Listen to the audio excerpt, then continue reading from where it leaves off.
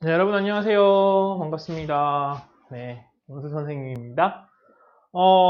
이제 코로나 때문에 직접 대면 강의를 못해서 비대면 강의로 뭐 괜찮은 게 없을까 고민을 하다가 주제 좀 여러분들이 흥미를 가질 만한 주제를 하나 선정을 해서 얘기도 좀 하고 그다음에 이걸 토대로 여러분들이 앞으로의 진로 적성 이런 부분하고 같이 연계해서 얘기할 만한 주제인 것 같아서 오늘 시간을 내서 미리 강의를 한번 찍어 보도록 지금 시간을 내고 있습니다. 그래서 우선은 조금 어려울 수 있는데 우리 같이 한번 내용에 대해서 점검해보고 이걸 가지고 나중에 여러분들의 전공과 어떻게 연계될 수 있는지를 한번 얘기를 해볼게요. 개별적으로 얘기를 해보도록 하겠습니다.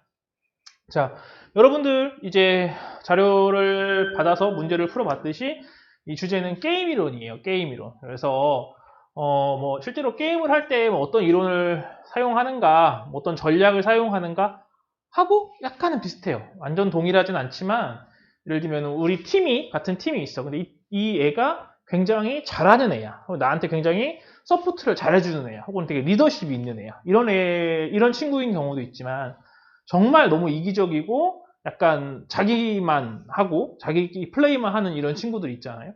그런 아이들하고 우리가 게임을 할 때, 즉 서로 다른 두 캐릭터하고 게임을 할 때 사실은 내가 하는 선택도 달라지겠지. 나한테 협력을 잘해주는 친구에게는 내가 상대적으로 더 돕는다던가 아니면 그때 좀 내 캐릭터를 좀 더 키워보자 이런 식으로 약간 이기적으로 할 수도 있는 거겠죠. 이기적이라는 게 무조건 나쁘다는 건 아닙니다.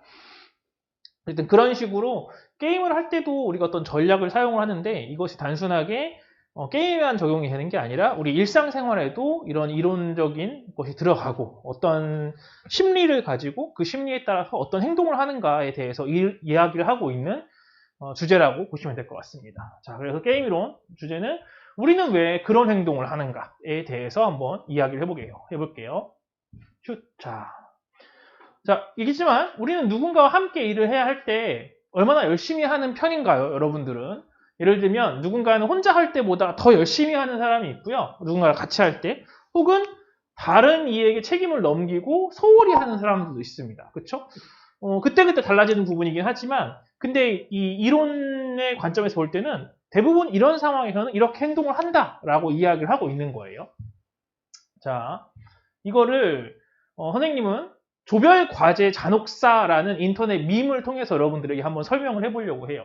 게임 이론에서 여러분들에게 가장 기억에 남는 부분은 뭘까요? 대부분 물어보면 결국은 내가 손해를 볼 바에는 누군가를 배신하겠다. 배신을 하는 게 훨씬 더 합리적이고 정상적인 일반적인 행동이다라고 결론이 나온 부분을 가장 기억을 많이 해요. 그렇죠? 그래서 이거를 한번 이 조별 과제 빌런을 가지고 한번 이야기를 해보도록 하겠습니다. 네, 많이 돌아다니는 짤방이죠. 네. 그래서 같이 조별 과제를 할 때 사람들은 그 조별 과제, 나 혼자 하는 과제가 아니라 다른 사람하고 같이 하는 과제니까 더 피해를 끼치지 않도록 더 열심히 해야겠다라고 생각하는 사람들도 굉장히 많아요. 그치?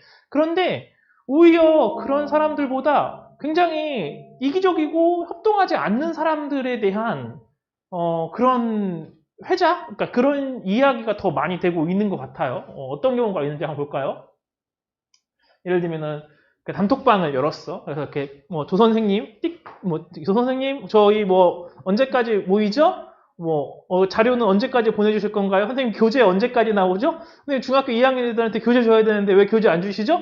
이런 식으로 얘기하면 이런 식으로 네 그냥 일식을 하거나 모였을 때는 예, 막 이런 식으로 노답빌런이라고 하죠. 이런 경우도 있고요. 그 다음에 네, 요기요 빌론이라고 하는데 자기는 아무것도 안 하고 누구는 예를 들면은 민준이는 자료조사 그 다음에 채빈이는 네가 영상 만들고 그 다음에 정우는 음료수 사와 이런 것들 있죠. 그런 식으로 모든 조원에게 역할을 나눠주고 혼자서 그냥 자기는 특별한 일을 하지 않는 이런 식으로 요기요 빌런이라고 하네요. 이런 잘 시켜먹는 사람이 있다. 그 다음에 그건 좀 이 빌런 네.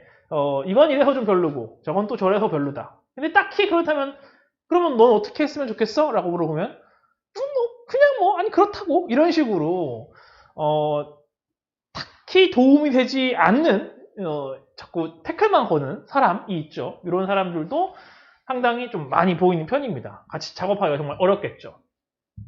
그 다음에 나와라. 유유유유 빌런, 그죠? 그래가지고 저는 점점점 유유유. 그래서 어제 배탈이 나서 뭐 어머니가 편찮으셔서 가지고 어머니가 굉장히 자주 몸이 좀 약한 집안인가 봐. 그래서 자주 아프고 자주 울고 그러죠. 이런 친구들도 있는 것 같습니다. 그 다음에 지식인 빌런, 그죠? 뭐 같은 거 하면 자료, 이 친구는 그래도 조금 처음엔 좀 괜찮아. 왜냐면 이것저것 자료를 엄청 많이 주니까. 그래서 뭐 나무위키라든가 지식인이라든가 블로그 같은 데서 자료를 엄청 많이 갖다 주는 친구죠. 그래서 이 정도면 괜찮지 않나라고 하는데 이 친구의 이제 문제는 여러분들도 알겠지만 그거 말고 이거죠. 그거 말고 아니 그거는 선생님이 하지 말라고 했잖아 라거나 아니 그 자료는 우리가 지난 다른 발표를 했으니까 그 말고 다른 내용이 필요한데 라고 했을 때는 나는 모르겠는데 이런 식으로 깊이 있는 자료를 주지 못하는 경우도 있죠. 지식인 빌런도 있네요.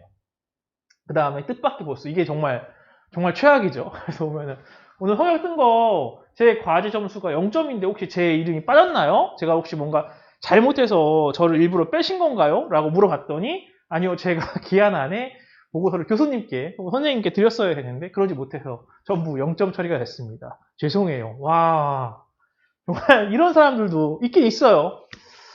뭐 의도했든 의도하지 않았든 너무 정말 엄청난 큰 피해를 입힌 거잖아요. 생각을 해보면 아니 어떻게 나 혼자 하는 과제도 아니고 여러 사람이 같이 공동 책임하에서 한 일이고 나 혼자에게만 영향을 미치는 게 아니라 모든 사람에게 점수가 가는 이런 활동인데도 이렇게 말도 안 되는 행동을 하는 걸까? 오히려 더 열심히 해야 될 것 같은데 라고 생각을 하지만 실제 이런 사람들이 굉장히 많은 편입니다. 자, 게임 이론을 통해서 알 수 있는 사실은 우리는 이익과 손실의 두 가지 상황이 있을 때를 전제로 해요. 그러니까 이익도 아니고 손실도 아니다 라고 할 때는 어떤 결과가 생기냐면 별 유의미한 결과가 생기지 않습니다.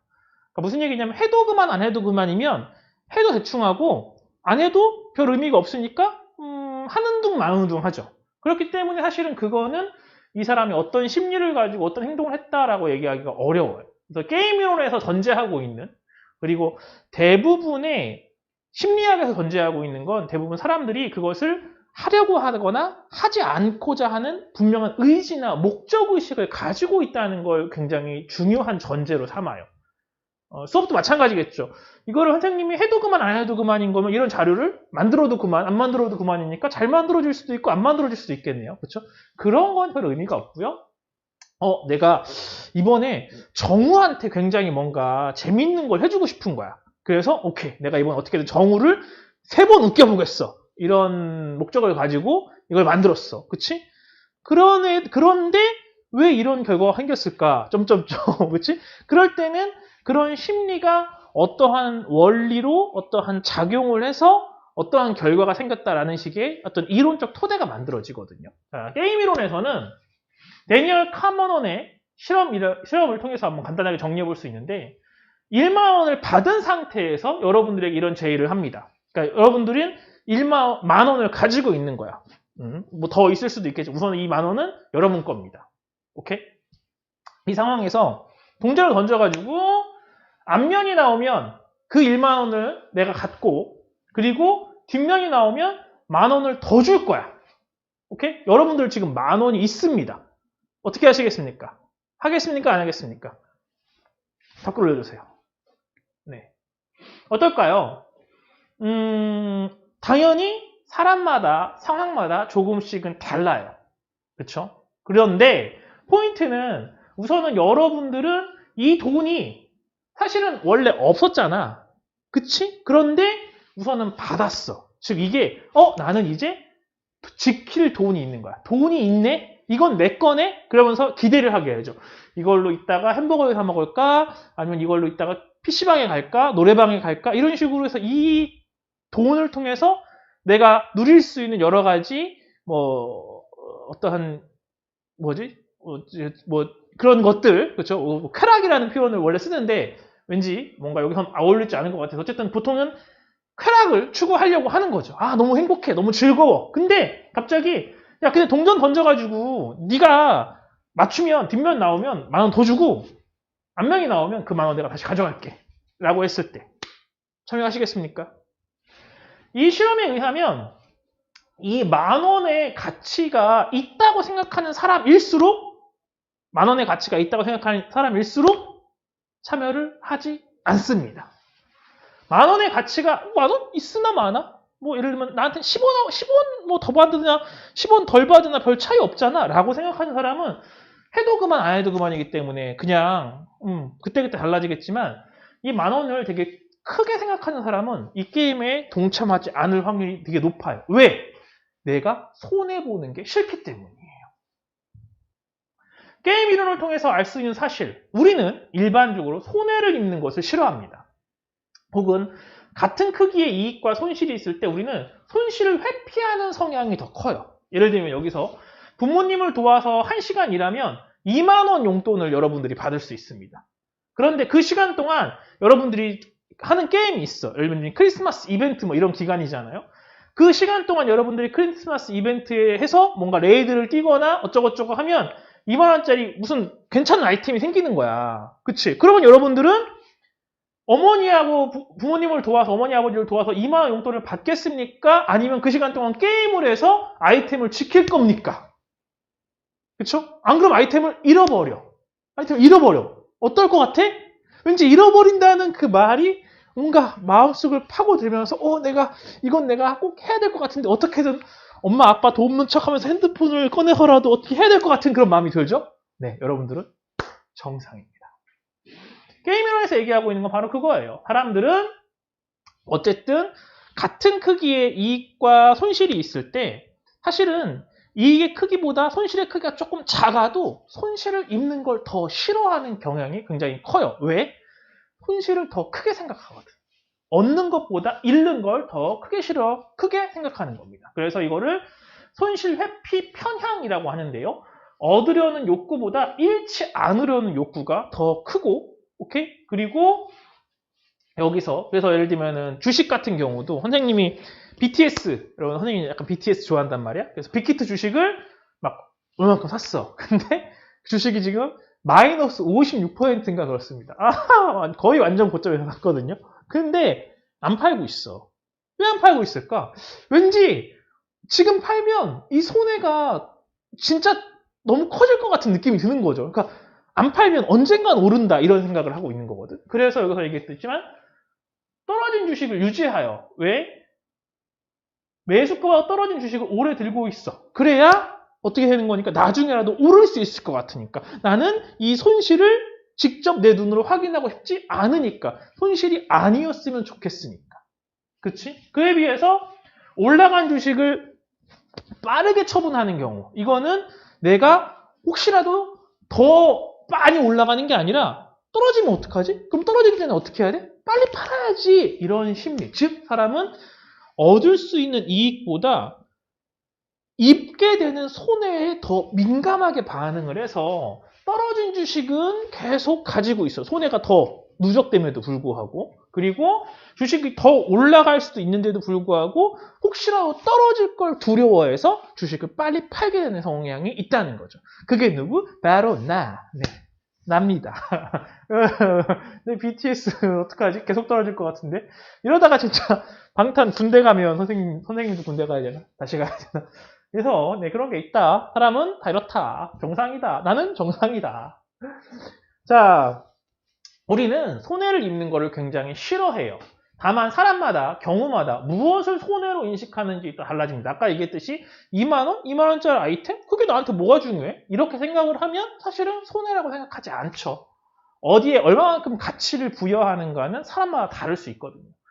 게임하는 시간 동안 부모님과의 소중한 추억을 만들 시간을 잃는다고 생각하게 되면 게임을 통해서 얻는 이익, 나는 거기 아이템 2만원짜리를 얻었네? 오케이? 이것보다, 근데 예를 들면 올해 엄마하고 아빠하고 코로나 때문에 어디 한번 제대로 못 갔는데 내가 게임하느라고 엄마하고 아빠하고 갈 수 있는 여행을 못 간다고? 이거는 좀 아닌 것 같아. 내가 손해를 너무 입는 것 같아. 라고 생각을 하게 되면 그때는 오히려 2만원을 얻는다. 이게 아니라 엄마와 아빠와의 추억을 내가 잃지 않기 위해서 간다. 이런 식으로 생각하면 그쪽에 좀 더 적극적으로 행동을 할 수 있게 되는 거겠죠. 자, 그렇기 때문에 실제로 누군가를 설득하기 위해서도 너 이거 안 하면 뭐를 잃어버려. 이런 식으로 이야기하는 경우가 상당히 많습니다. 그게 바로 사교육에서 공포 마케팅을 예로 들 수 있는데요. 여기도 나와 있지만 공포 마케팅이라고 하는 건 사교육에서 굉장히 많이 다루고 사용하는 마케팅 방법 중에 하나예요. 예를 들면 여러분들 지금 뭐 안 하면 예를 들면 수학 고등학교 과정 선행 안 하면 여러분들은 고등학교에 가서 엄청나게 많은 걸 잃어버릴 거예요. 여러분들 성적은 떨어질 거예요. 등급은 떨어질 거예요. 이런 식으로 여러분들에게 내가 뭔가를 잃어버려서 불안해하는 심리를 계속 조장을 하는 거야. 근데 여러분들에게도 그건 사실은 영향을 미치지만 사실은 더 큰 영향을 미치는 여러분들의 부모님이세요. 그래서 아니 내가 지금 우리 아이에게 적극적으로 푸시를 하지 않았기 때문에 우리 아이가 그런 미래의 기회를 소중한 기회를 잃어버리면 어떡하지?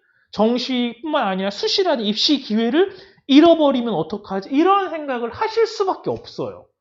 본인의 손실에는 약간 덜 민감한데 내가 가장 사랑하는 사람이 나로 인해서 손실을 입는다고 생각하면 그거 너무 마음이 아프지 않나요? 그쵸? 그런 것들을 적극적으로 이용하고 있는 게 바로 사교육계에서의 이 공포 마케팅을 예로 들 수 있습니다. 지금 공부하지 않으면 뒤떨어진다, 잃게 된다 라고 말하는 사교육 업체들. 우리는 그렇게 얘기하지 않아요? 아니요, 우리도 가끔 얘기하죠. 가끔, 네. 하지만 가진 적이 없는데 왜 잃게 되는 거죠? 그쵸? 예를 들면 여러분들이 뭐 고등학교 내신 1등급을 지금 가지고 있는 게 아니잖아요. 근데 지금 수학 안 하면 여러분들은 고등학교 수학 1등급을 가질 수 없어요. 원래 못 가져요. 그건 가질 수 있는 사람은 정해져 있는 거야. 여러분들이 지금 수학을 했기 때문에 안 했기 때문에 그게 아닙니다. 그건 그냥 별개예요. 라고 생각할 수도 있는 건데 여러분들 충분히 할 수 있습니다. 할 수 있는 건데 이런 식으로 가진 적도 없는데 잃게 된다고 생각을 하는 거. 물론 상대적 결손이 생기는 것은 분명히 사실이에요. 어쨌든 다른 아이가 10시간 동안 한 무엇이 있는데 나는 1시간밖에 안 왔으면 9시간의 격차가 생기는 건 사실이죠. 그런데 그 시간 동안 여러분들은 다른 것을 얻는 거잖아요. 예를 들면 수학학원에 가서 하는 동안 그죠? 여러분들이 뭐를 얻지만 그 시간 동안 선생님 수업을 안 들으면 그것도 잃는 거잖아요. 아유, 너무 큰 걸 잃었네. 아이고 안타까워라. 그런 것처럼 수학에서나 경제학에서는 이거를 기회비용이라고 하는데 실제로는 어떤 선택이 더 좋은 선택인지를 꼼꼼하게 따져보는 게 더 중요하다는 거죠. 그런데 그러니까 예를 들면 그냥 9시간, 10시간 동안 잠만 잤다. 잘못된 선택인가요? 그럴 수 있죠. 그럴 수 있어요. 그런데 여러분들이 지금 몸이 너무 안 좋아. 예를 들면 신체 면역력이 너무 떨어졌어. 그래서 그 면역력을 높이고 몸을 제대로 된 컨디션으로 만들기 위해서 9시간, 10시간 동안 숙면을 취했어.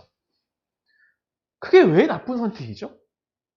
그건 굉장히 좋은 선택이잖아요. 그렇죠? 물론 그런 거를 다 따지는 거는 굉장히 어려운 일인 건 맞습니다.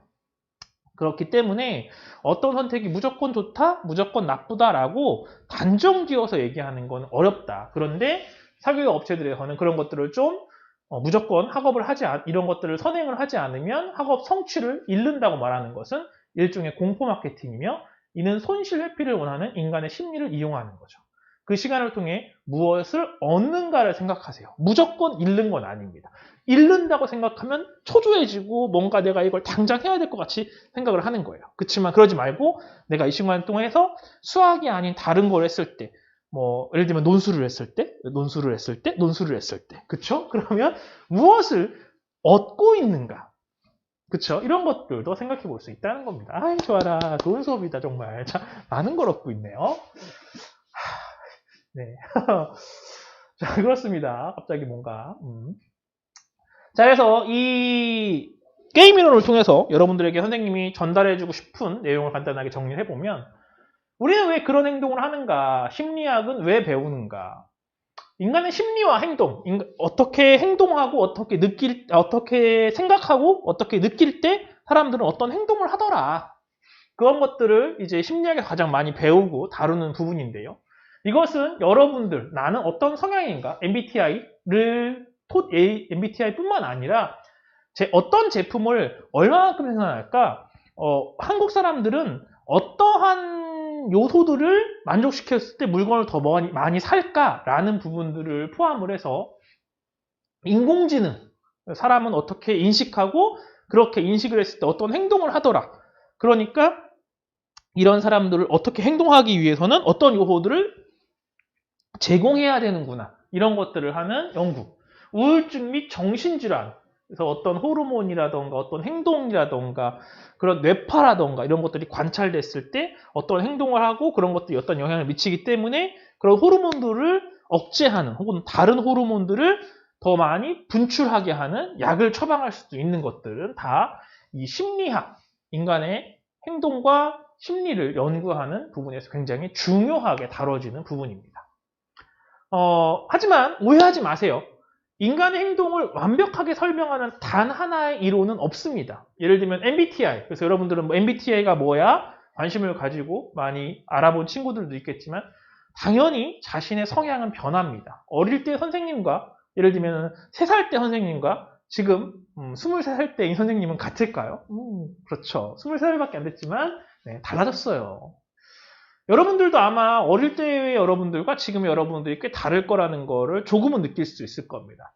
MBTI가 여러분 사실이냐 사실이 아니냐 혹은 뭐 제대로 된 MBTI냐 제대로 되지 않은 것이냐에 따라서도 달라지긴 하겠지만 그것이 아무리 제대로 된 평가라고 했을지라도 여러분들은 항상 조금씩 달라져요. 항상 새롭게 무엇인가를 인지하기도 하고요. 그 새로운 인지를 통해서 더 발전적이고 정합적으로 나아가는 존재입니다.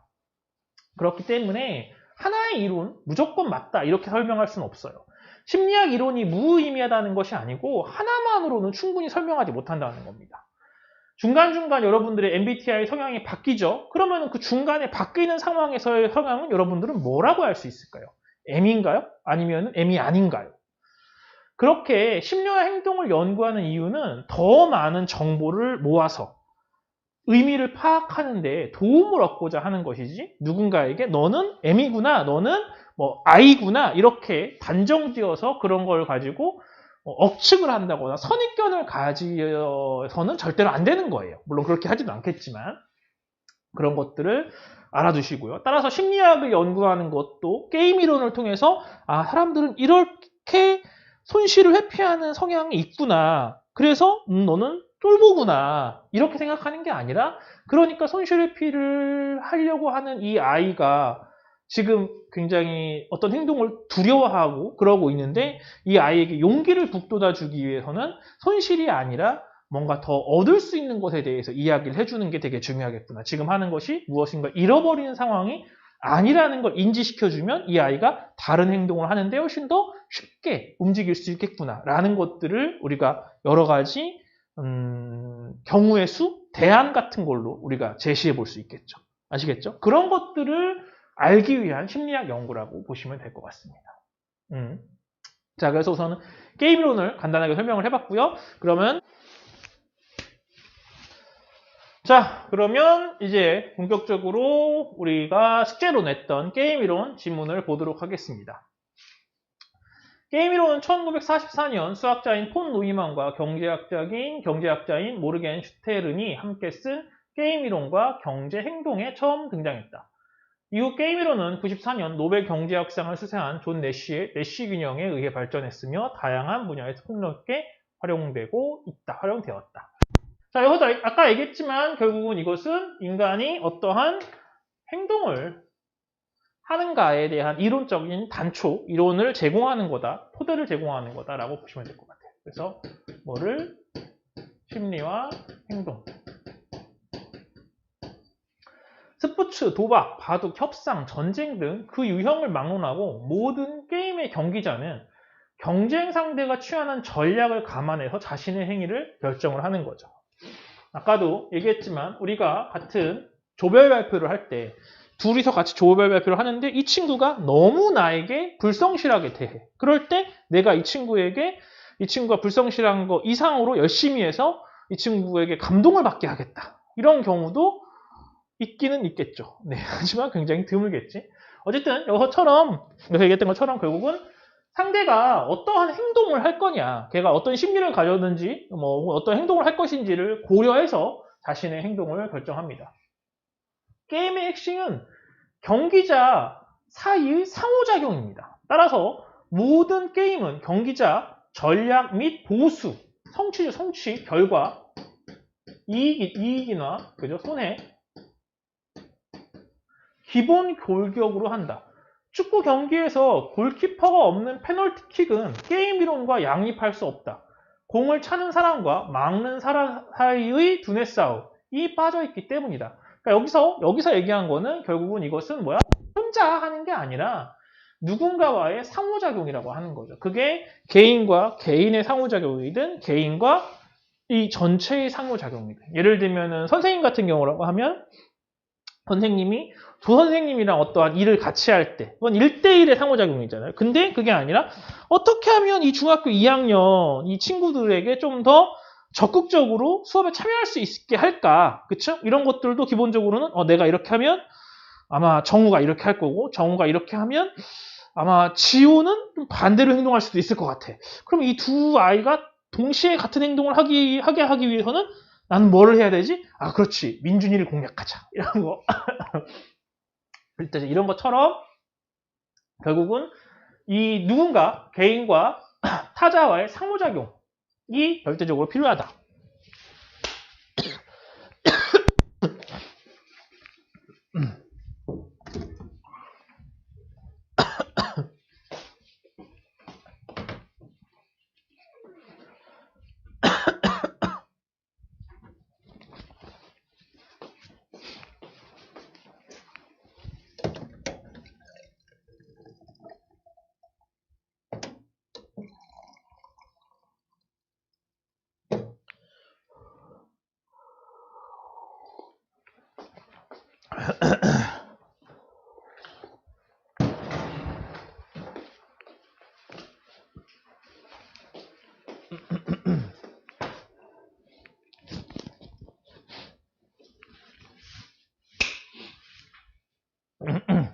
미안해. 선생님 목이 좀 가려워서 물을 좀 마시고 왔습니다. 자, 어쨌든 포인트는 상호작용. 아시겠죠? 이런 것들이 반드시 게임 이론에서는 있어야 한다. 혼자 하는 게 아니다.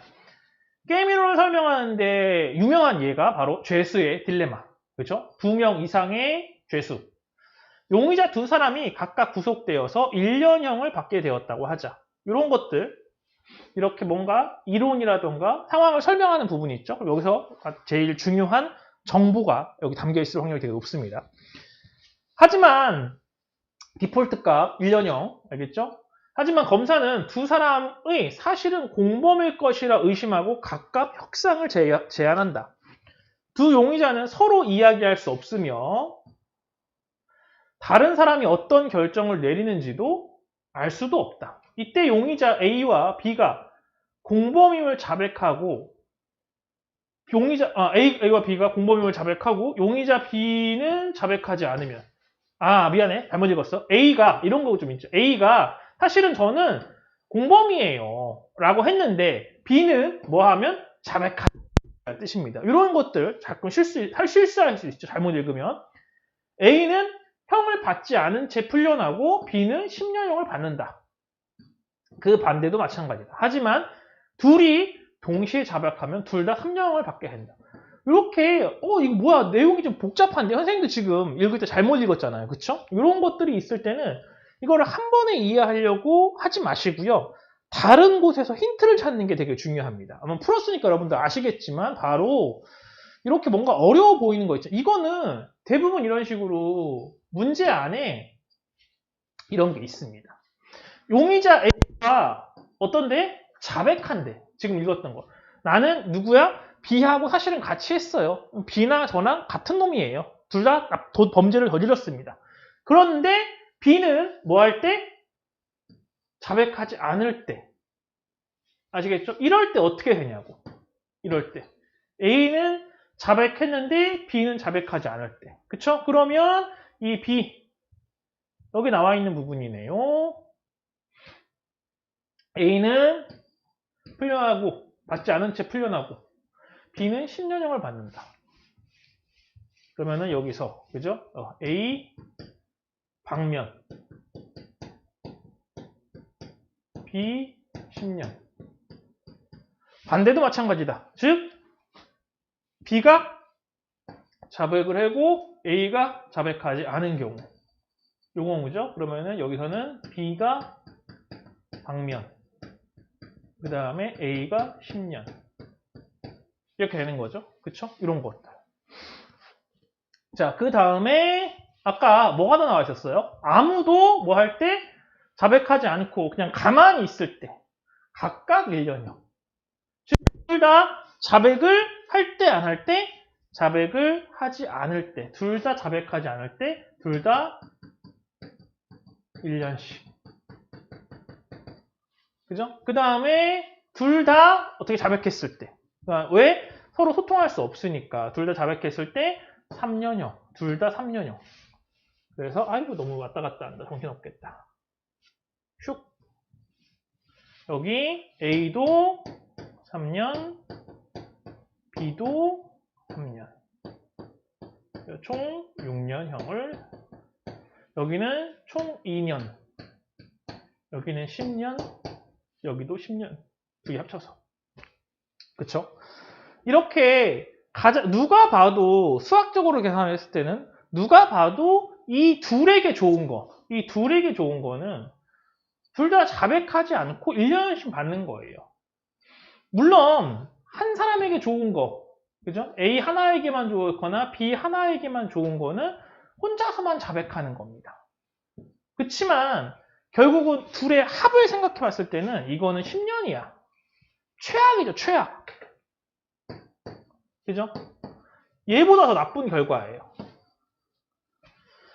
그럼에도 결과적으로는 한 사람만 자백하는 경우보다는 둘 다 자백하는 경우가 더 많기 때문에 결국은 이런 식으로 이루어질 확률이 굉장히 높다라고 이야기할 수 있을 것 같습니다. 자, 그래서 결과적으로 여기서도 이야기하고 있는 게 왜 우리는 누가 봐도 각각 1년이 훨씬 더 좋은 상황임에도 불구하고 누가 봐도라는 표현은 좀 이상하네요. 그쵸? 그러니까 수학적으로 봤을 때는 1년형만 받는 게 제일 합리적이거든. 근데 자꾸 그렇게 되지 않는 거야. 왜 그렇다고? 아까 얘기했듯이 왜 나만 손실을 입어야 돼? 왜 제가 이익을 얻고 나는 손해를 입어야지? 그럴 바엔 나도 손해를 입고 너도 손해를 입어야 돼. 그래야 내가 손해를 안 입어. 이상하죠? 생각해보면 틀린 것도 아닌 게 나 혼자 자백을 안 하면, 나는 자백을 안 하면 나는 혼자서 10년을 뒤집어 쓰잖아. 그치? 근데 나도 자백을 안 하고, 나도 자백을 하고 쟤도 자백을 하면 나는 3년, 물론 쟤도 3년이지만. 그러니까 10년형을 사는 것보다는 3년형을 사는 게 어쨌든 더 손실을 줄이는 거 아닐까요? 이런 식으로도 설명을 할 수 있다는 거죠. 포인트는 내가 무엇인가를 얻는 것보다는, 예를 들면 그러면 우리가 지금 가장 좋은 합리적인 선택은 이거야, 이렇게 생각을 하는 것보다는 쟤가 나를 배신했을 때 내가 입을 피해가 너무 커 라는 것을 더 크게 생각한다는 거죠. 좀 아쉽죠? 계속 보고 다시 설명을 하도록 하겠습니다. 최선의 결정은 두 용의자 모두 상대방이 자백하지 않을 것을 믿고 자기도 버티는 것입니다. 둘 다 가장 짧은 형기를 선고받을 수 있기 때문이죠. 하지만 두 사람이 각자 자신에게 최선의 결정이 무엇인지 머리를 굴리다 보면 결국 둘 다 자백하기로 결정하고 최종적으로 각각 3년형을 받게 될 거라는 거죠. 나 혼자 손해볼 수는 없으니까. 상대방이 어떤 결정을 내릴지 모르는 상황에서 혼자만 자백하지 않고 버티다가는 10년형을 받을 수 있기 때문이죠. 손실이 더욱더 극대화될 수 있기 때문이죠. 이런 상황은 우리 일상에서도 쉽게 발견된다. 사실 모두가 학원에 다니지 않거나 사교육을 받지 않으면 과중한 학업이나 사교육비의 부담에서 벗어날 수 있을 것이다. 하지만 사교육을 통해 얻을 수 있는 이익이 확실하고 다른 사람이 사교육을 받지 않을 것이라는 믿음이 없다면,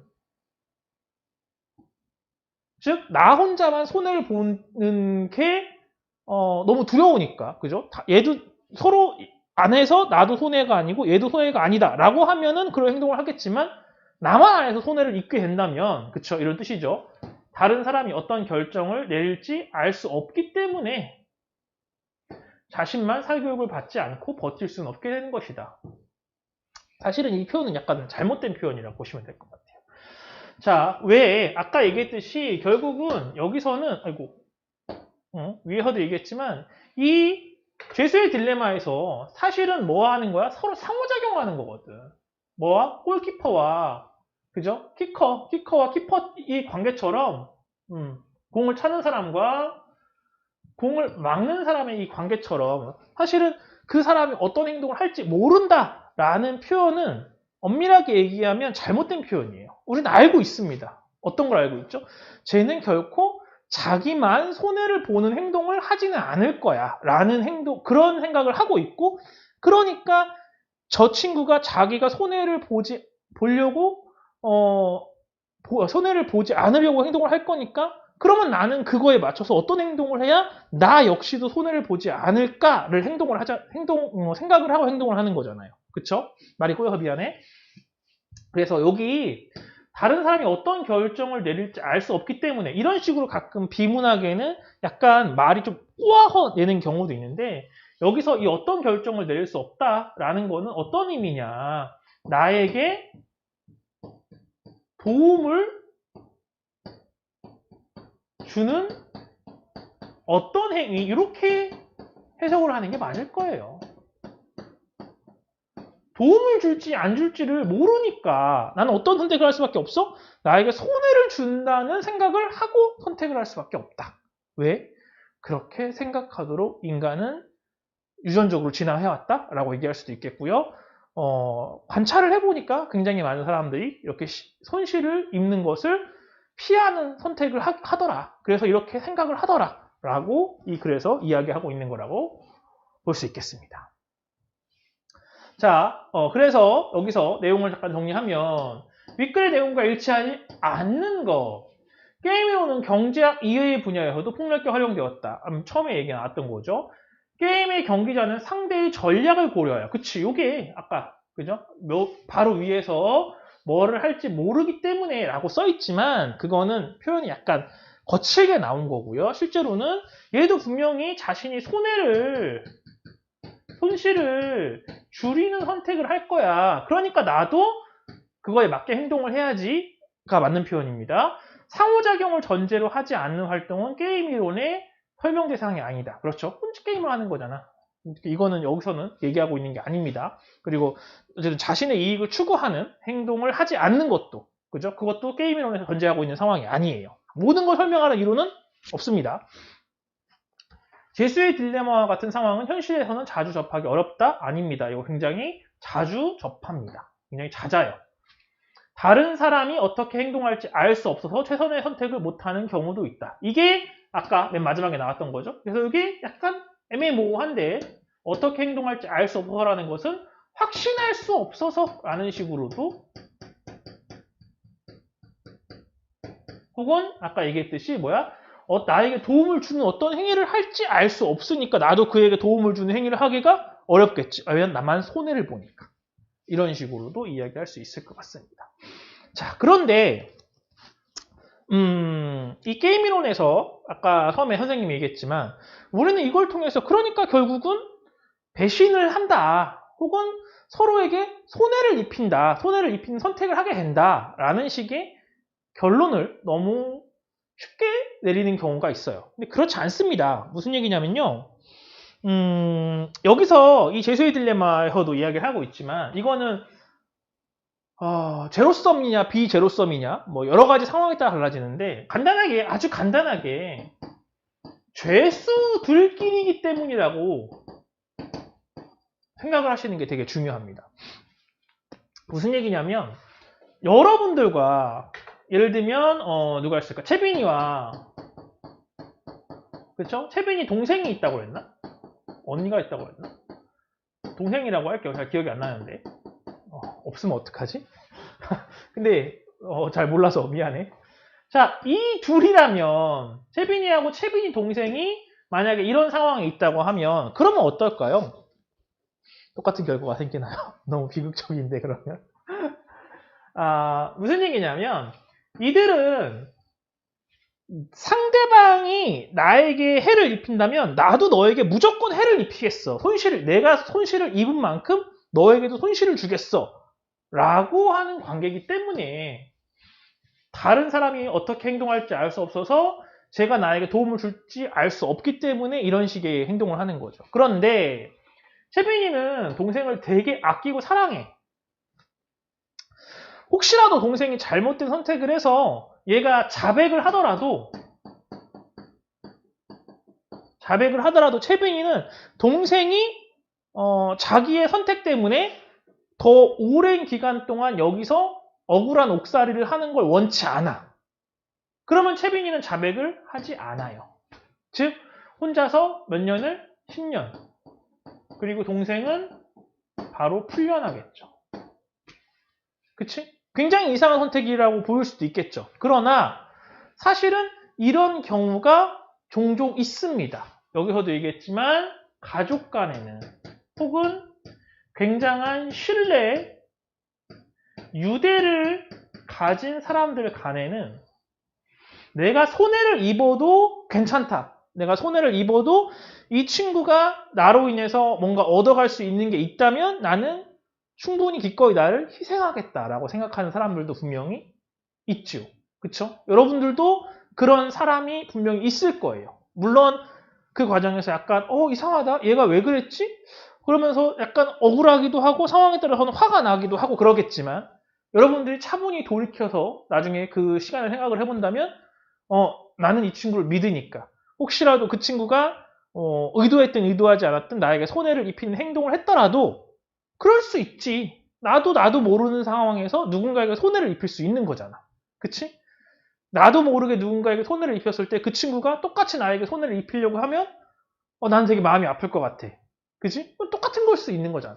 쉽지 않습니다. 절대 쉽지 않은 건 맞아요. 그런데 그게 바로 신뢰고 유대예요. 그런 유대가 잘 발달되어 있는 사회를 우리가 공동체라고 해요. 공동체. 공동체는 나의 이익을 위해서 다른 사람의 이익을 억압하거나 훼손하는 그런 관계가 아니죠. 그쵸? 오히려 다른 사람이 피치 못하게 나에게 피해를 입혔어도 제가 무슨 일이 있었나 보지? 무슨 이유가 있었나 보지? 그래 괜찮아. 뭐 살다 보면 그럴 수도 있지. 그러면서 오히려 시간이 되면 오히려 찾아가 봐서 혹시 무슨 일이 있었는지를 물어봐주고 혹시 더 도와줄 수 있는 게 없는가를 확인해서 더 도와줄 수 있는 건 도와주고. 그치? 그래서 그 친구가 더 잘 되기를 바라는 거죠. 그러면 나는 손해죠. 손해처럼 보이죠. 왜? 결국은 내가 이 친구를 위해서 내 시간을 다 써주고 내가 가지고 있는 자본을 다 쓴 거니까. 그치? 근데 반대로 생각을 해보면 결국 그런 관계가 확장이 되면 내가 누군가에게 피해를 입혔을 때 의도치 않게든 의도했든 내가 누군가의 도움 필요할 때 그 친구들이 나를 도와주는 거야. 자신의 시간과 자신의 돈과 자신의 재능을 나를 위해 투자해주고 있는 거라고. 그치? 그런 사회랑 그렇지 않은 사회. 어디가 더 훨씬 살기 좋을까? 살기 좋다는 표현이 되게 추상적인가요? 그러면 어디가 더 협력이 잘 될까? 어디가 더 같은 시간에 더 많은 걸 생산할 수 있을까? 어디가 더 이렇게 코로나19처럼 우리 사회를 위협하는 큰 어떠한 팬데믹 이런 위협이 생겼을 때 그런 것들을 합리적으로 잘 이끌어낼 수 있을까? 물론 어떤 게 무조건 더 잘한다라고 얘기할 수는 없을 거예요. 그런데 나 때렸어? 그러니까 너도 한 대 맞아. 이런 사회보단 날 때렸어? 이 친구가 날 왜 때렸을까? 무슨 이유로 날 때리게 했을까를 생각해보는 사회가 훨씬 더 정상적인 사회예요. 훨씬 더 좋은 사회겠죠. 자, 그래서 재빈이를 통해 잠깐 설명을 했지만 우리가 죄수의 딜레마와 게임 이론을 통해서 이야기하는 거 아까 처음에도 선생님이 얘기했지만 이거는 하나의 상황을 설명하는 이론이에요. 내가 나와 큰 유대나 신뢰관계가 없는 사람과 뭔가 거래를 할 때 혹은 협력을 하게 됐을 때 같이 일을 하게 될 때 그 친구가 나에게 분명한 협력을 할지 아니면 자신의 이익을 위해 배신하게 될지 확신이 안 서. 근데 확신이 안 선다는 건 배신하게 될 확률이 높다는 뜻이거든요. 그런 경우에는 뭐를? 자신의 손실을 줄이기 위한 선택을 하게 되고, 그런 선택들은 결과적으로 큰 차원에서 봤을 때 더욱더 이익을 줄이는 선택이 될 확률이 굉장히 높다라는 이야기입니다. 갑자기 해가지고 미안해요. 자, 항상 그런 건 아니에요. 근데 그런 경우가 되게 많다는 거고요. 그렇기 때문에 우리 사회가 죄수들로만 이루어진 건 아니잖아요. 그치? 그래서 아까 했지만 가족관계라던가 유대나 신뢰관계가 있는 사이에서는 죄수의 딜레마가 그대로 적용이 되는 건 아닙니다. 그리고 아까 했지만 뭐 제로섬 게임, 넌 제로섬 게임이라고도 할 수 있고, 신뢰가 전제된 상황에서 신뢰가 전제되지 않은 상황에서 그런 것들에 따라서 바라보는 이론이 다른 게 있다. 얘가 절대적으로 맞는 이론은 아니다. 이거는 꼭 기억해 주시기 바랍니다. 알겠죠? 자, 그 다음에 아까 간단하게 정리했었는데, 선생님이 꼭 강조하고 싶은 건 이것도 있어요. 네, 이 문제를 선택한 거는 이것도 있는데, 여러분들이 하다 보면 자연스럽게 늘기는 하는데, 이제 중학교 3학년, 고등학교, 뭐, 과고나 특목고를 준비하는 친구들은 이런 이제 논리추론 문제들을 가끔 푸는 경우가 있는데, 그때 지문에 있는 정보가 쉽고 어렵고를 떠나서 여러분들이 시간 내에 그런 것들을 다 정리하는 거는 되게 어려운 경우가 많아요. 특히 낯선 지문이 나올 때. 그럴 때는 문제에서 이렇게 표로 정리되어 있는 내용들이 있거든요. 이 내용을 참고하시면 상당히 수월합니다. 여기에다 이렇게 선생님이 했던 것처럼 정리를 해놓으면서 하면 훨씬 더 수월하다. 그러면 아까 잘못 읽었던 A와 B가 둘 다 이게 아니라 A가 B를 어쩌고저쩌고, 아 이런 내용이었구나, 이 선지가 그런 의미였구나 라는 걸 좀 더 쉽게 이해할 수 있습니다. A, D에 대한 설명으로 적절하지 않은 것. 그래서 여기가 처음에 잘 모를 수 있거든요. 이게 뭘 의미하는 건지. 그치? 요거는 이렇게. A는 자백하지 않았고 B도 자백하지 않은. 둘 다 자백하지 않은. 즉 디폴트 값. 가장 기본값 각각 1년형. 맞네요. 그치? 그다음에 B는 뭘 의미하는 거냐? 여기. A가 자백한다는 거 뭐였냐면 쟤하고 공범이에요. 쟤하고 저하고 범죄를 저지른 게 맞아요. 라고 이야기를 했는데 B는 아니에요. 저희는 안 저질렀어요. 라고 얘기하면 너 거짓말했네. 그러니까 네가 더 나쁜 놈이야. 이런 식으로 해서 가중처벌을 받게 되는 거죠. 그렇지? 그래서 B가 자백하지 않았는데 A를 통해서 네가 범인이야. 너도 범인이잖아. 라고 했기 때문에 B에게는 10년이라는 더 큰 처벌이 생기고요. A는 같은 범죄를 저지르긴 했지만 그래도 너는 수사에 협조를 했네.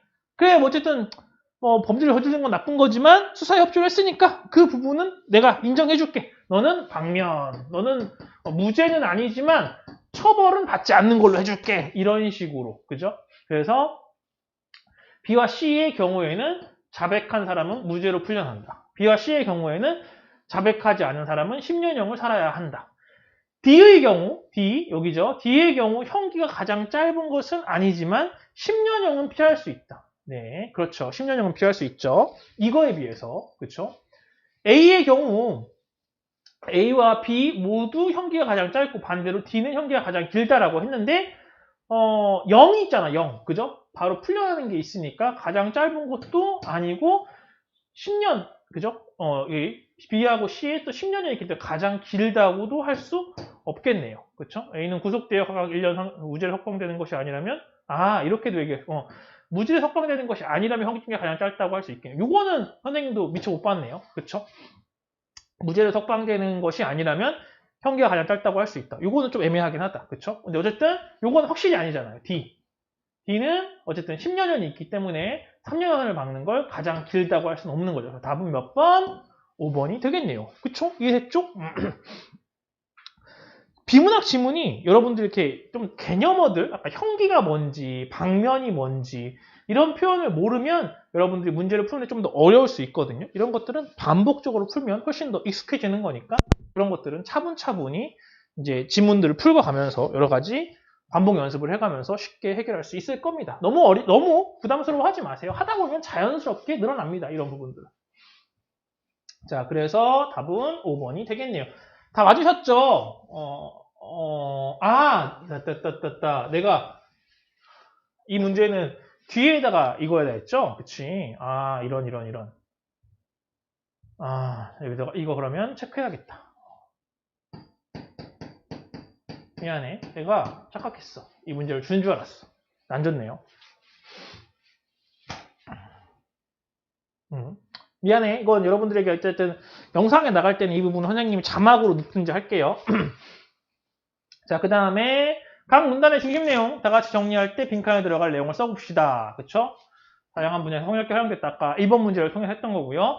게임 이론에서 모든 게임의 경기자는 상대가 취하는 전략을 감안하여 자신의 행동을 결정한다. 그리고 죄수의 딜레마는 게임 이론의 가장 유명한 예죠. 그죠? 죄수의 딜레마. 범죄 사실에 대한 자백의 여부를 놓고 두 용의자가 처하게 되는 상황을 가정하고 있다. 죄수의 딜레마가 아니라 다른 것도 있어요. 여기에 다루고 있지 않을 뿐입니다. 하나의 이론이 모든 걸 설명하는 건 아닙니다. 게임 이론에 따르면 죄수의 딜레마 상황에서 두 용의자는 결국 둘 다 자백하기로 결정할 수밖에 없다. 뭐에? 게임 이론에 따르면 항상 그렇다는 게 아니라 이 이론이 맞게 성립이 되는 상황이라고 하면 이렇게, 그죠? 그리고 경기자가 결국 이런 상황이라면 둘 다 자백을 하는 것이 지극히 정상적인 거야. 인간이라면, 일반적인 인간이라면. 죄수의 딜레마 상황은 사교육 문제와 같이 우리 일상생활에서도 쉽게 발견된다라고 이야기를 해주고 있습니다. 자, 그 다음 일의 내용을 바탕으로 글 전체의 내용을 정리해 봅시다. 모든 게임의 경기자는 상대의 전략을 고려해서 자신의 행동을 결정한다. 모든 게임은 경기자 사이의 상호작용을 바탕으로 전략을 수립하고 보수한다. 그렇기 때문에 두 용의자는 서로 의사소통을 할 수 없고 두 용의자는 상대방의 결정에 대해서 알 수 없는 상황에서는 얘가 내릴 수 있는 전략이라고 하는 게 내가 얘하고 소통을 해서 우리가 어떻게 하니까 더 좋으니까 그럼 이렇게 하자. 혹은 이번에 내가 10년을 받을게. 대신 다음에는 네가 나한테 뭘 해줘야 돼. 이런 식으로 얘기할 수 있는 게 아니잖아요. 그치? 그러니까 상대방이 최악의 선택을 누구에게? 나에게, 상대방이 나에게 최악의 선택을 할 수도 있다는 걸 전제로 자신이 선택을 하게 되는 거고요. 그게 바로 이러한 선택을 하게 되는 것이죠. 결과 둘 다 자백하기로 결정하고 3년형을 받게 된다. 이렇게 볼 수 있겠습니다. 자, 어쨌든 이런 게 있고요. 그 다음에 선생님이 들을 때는 이 2번 문제를 선생님이 아마 안 줬던 것 같은데 만약에 선생님이 2번 문제를 여러분들에게 줬으면 여러분들은 여기다가 저 지문을 읽으면서 파악한 정보를 여기다가 집어넣어 가면서 하시면 돼요. 그게 아니라 만약에 여기 안 줬잖아? 그러면 뒷부분에 이렇게 뭐가 있어? 표 정리되어 있는 표가 있죠. 사실 이거를 줄까 말까 고민을 했었는데 여러분들에게 너무 부담을 주지 않는 수업을 하는 게 수업의 목표이기 때문에 이렇게 이 내용을 요 부분만 지워줬습니다. 근데 사실은 이번 문제가 있든 없든 이런 식으로 표 정리되어 있는 내용 있잖아요. 그러면 이 표가 뭐를 의미하고 있는지를 여러분들이 보면서 여기 안에다가 이거를 채워 놓으면 아 이게 이 내용이었구나. A가 자백을 한다는 게 이런 뜻이고 이 상황에서 B가 자백을 하지 않는다는 거니까 아 이렇게 이 만나는 적 여기에 해당이 되는 거구나 라고 여러분들이 이 문제를 풀면서 혹은 이 내용을 정리하면서 이런 내용들을 알 수 있게 되는 겁니다. 그래서 이 도표 XY 그래프라던가 아니면 가로 세로 그래프를 읽는 방법이 되게 중요한데요. 이런 것들은 이런 식의 내용이 나오면서 반복적으로 풀어보면 되게 도움이 될 거예요. 이제 다시 정리를 하면 여기서 A가 그죠? 여러분들 그려도 돼요. 한번 그려볼까요, 선생님이? 아이고 미안해. 약간 지금 컴퓨터 상태가 좀 안 좋아. 항상 뭐 조금씩 안 좋지만 오늘은 좀 더 안 좋네. 자, 여기서 A가 뭐 할 때? 자백. 그리고 B는 안 자백. 그치? 그랬을 때 어떻게 하는 거야? 그러면 그죠? A는 방면. B는 10년. 반대의 경우도 마찬가지다. 그러면 A는 안 자백. 그리고 B는 자백. 그러니까 여기에 들어가는 거겠네요. 그렇죠? 그러면 A 10년, 비방면. 풀려난다는 뜻이죠. 이렇게 되는 거죠. 둘 다 자백하지 않았을 때 각각 1년. 둘 다 자백하게 됐을 때 각각 3년. 이런 식으로 되는 거죠. 그러니까 이렇게 이쪽 A, 이쪽 B 이런 식으로 여러분들이 가로, 세로축의 도표를 그려볼 수도 있습니다. 이거 연습 몇 번 해보면 되거든요. 그래프 가로축과 세로축은 여러분들이 여기를 선생님이 여기를 이 교재에서 얘기했듯이 A로 뒀기 때문에 여기가 A인 거고 여러분들이 만약에 이쪽에다가 A를 둬도 상관은 없긴 해요. 근데 보통 이런 그래프를 그릴 때 A, B일 때 A부터 얘기하는 게 일반적이잖아요. 그럼 A를 보통 이렇게 가로축에 둬요. 그리고 다음에 얘기하는 B를 세로축에 둡니다. 뭐 항상 그런 건 아닌데 그게 보통 이 가로축, 세로축 그래프 도표를 그릴 때 하는 일반적인 원칙이다. XY 그래프도 여러분들도 뭐 아시겠지만 수학에서도 그쵸? 이렇게 XY 그래프를 그리잖아요. 이 그래프는 fx는 y, y는 fx 이런 식으로 얘기를 하죠. 즉 x가 원인이고요. 즉 x에다가 어떤 값을 집어넣을 때 y가 나타나는 거잖아요. y가 결론이잖아요. 그렇기 때문에 A가 뭐 하게 되면 B가 어떤 선택을 하게 된다. 이런 식으로 그리는 게 일반적인 원칙이에요. 항상 그렇진 않습니다. 예외가 분명히 있어요. 그런데 보통은 이렇다. 이걸 알아두시면 좋을 것 같아요. 자, 그래서 어쨌든 선생님이 설명을 하다가 내가 여러분들에게 이 2번 문제를 줬는지 안 줬는지 헷갈려서 지금 찍고 잠깐 커트를 하고 다시 찍는 거거든요. 그래서 이 순서를 바꿔서 다시 여러분들에게 제공을 할 거예요. 그러니까 참고하셔서 약간 강의가 약간 뭔가 매끄럽지 않은 부분이 있어도 여러분 참고해서 들어주시면 될 것 같아요. 자, 그 다음에 아까 얘기했지만 죄수의 딜레마가 모든 걸 설명하는 이론은 분명히 아니라고 얘기했습니다. 사슴사냥 게임이라는 게 있습니다. 게임 이론에서 죄수의 딜레마는 협력할 때 서로에게 가장 이익이 되지만 이기적인 마음 때문에 불리한 선택을 하는 그런 이론이죠. 한편 이와 다른 조건을 제시할 때 협력의 상황이 나타나는 게임도 분명히 있습니다. 이것을 사슴사냥 게임이라고 합니다. 아까 얘기했듯이 내가 상대방을 어떻게 생각하느냐, 상대방이 나에게 어떤 정보를 제공하느냐, 얼마만큼 신뢰를 주느냐에 따라 우리는 얼마든지 다른 선택을 할 수 있는 거죠. 이 게임으로는 상호 협력을 통해 서로의 이익을 최대화할 수 있다는 걸 강조합니다. 사냥꾼 A와 B가 각각 사냥을 하면 토끼를 잡을 수 있습니다.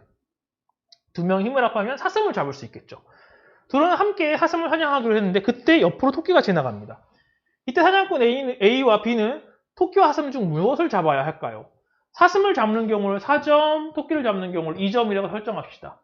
함께 사슴을 잡으면 A와 B는 각각 4점의 점수를 얻을 수 있지만 한쪽이 배반을 하면 배반하는 사람은 2점을 얻습니다. 그리고 각각 배반을 하면 각각 2점을 얻지요.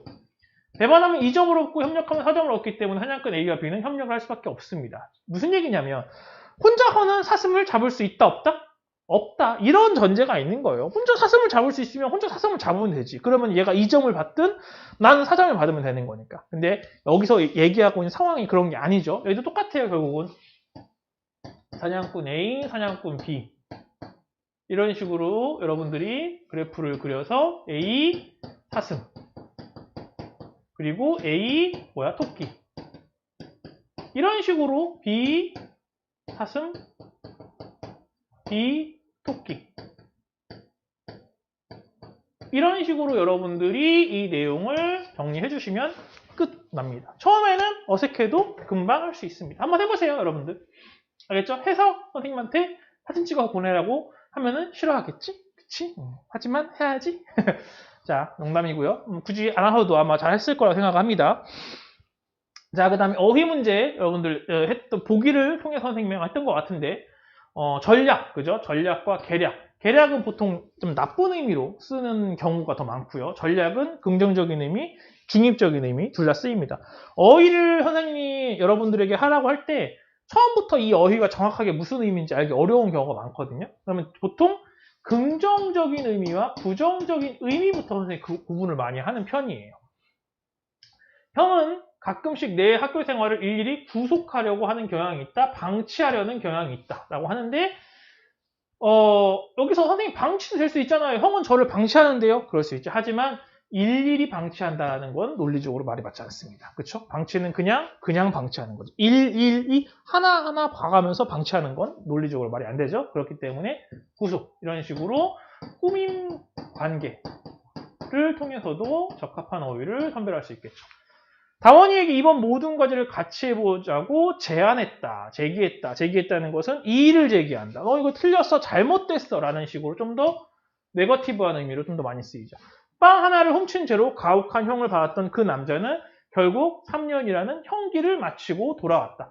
숙청, 이거 제거했다, 죽었다 이런 의미로도 많이 쓰거든요. 형기는 기간, 일정 기간 동안의 형벌의 형기라고 이야기를 하고요. 숙청은 보통은 이제 죽는 것들이라거나 그만큼의 엄청난 회복하기 어려운 그런 것들을 당했을 때 숙청이라는 표현을 많이 쓰기 때문에 3년은 형기라는 것과 적합합니다. 그거 더 잘 어울립니다. 다음 뜻풀이 어떤 목적에 부합되는 결정을 하기 위해서 서로 의논한다. 그죠? 같이 상의한다. 협상. 여러 사정을 참고하여 생각한다. 감안하다. 지나치게 뭐하다. 과하게 무겁다. 과주. 자기가 저지른 죄나 자기의 죄를 남들 앞에서 스스로 고백함. 스스로. 스스로 고백한다. 아시겠죠?